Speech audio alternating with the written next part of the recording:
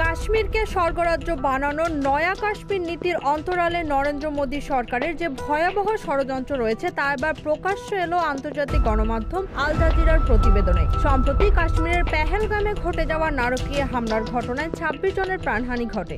শুরু থেকেই নরেন্দ্র মোদী সরকার ও তার দল বিজেপি সরাসরি পাকিস্তানকে এই হামলার জন্য দায়ী করে আসছে। তবে আল জাজিরা এবার কাশ্মীর নিয়ে নরেন্দ্র মোদীর ষড়যন্ত্রের চাঞ্চল্যকর কিছু তথ্য দিয়েছে। কাশ্মীর নিয়ে মোদীর ষড়যন্ত্রের পেছনে রয়েছে দমন পীড়ন আর স্থানীয় রাজনৈতিক উদ্দেশ্য, এমনটিই জানা যাচ্ছে আন্তর্জাতিক গণমাধ্যমটির ওই প্রতিবেদনে।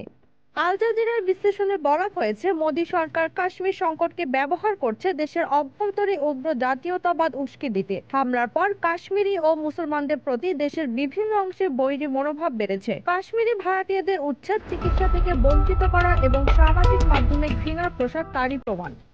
প্রতিবেদনে আরো বলা হয়েছে, ভারত সরকার এবং বিজেপি দাবি করছে কাশ্মীরের পরিস্থিতি স্বাভাবিক, কিন্তু বাস্তবতা সম্পূর্ণ ভিন্ন। অঞ্চলটি রূপ নিয়েছে নজিরবিহীন নজরদারি, দমন নীতি ও গণগ্রেপ্তারের এক পরীক্ষাগারে। ইন্টারনেট দীর্ঘ সময় বন্ধ রাখা হয়েছে, আর নির্বাচনী সীমানা পুনর্নির্ধারণ করে হিন্দু সংখ্যাগরিষ্ঠ অঞ্চলগুলোকে বাড়তি রাজনৈতিক সুবিধা দেওয়া হয়েছে, যা একটি সুপরিকল্পিত জনমিতিক রূপান্তরের অংশ বলে মনে করছেন বিশ্লেষকরা।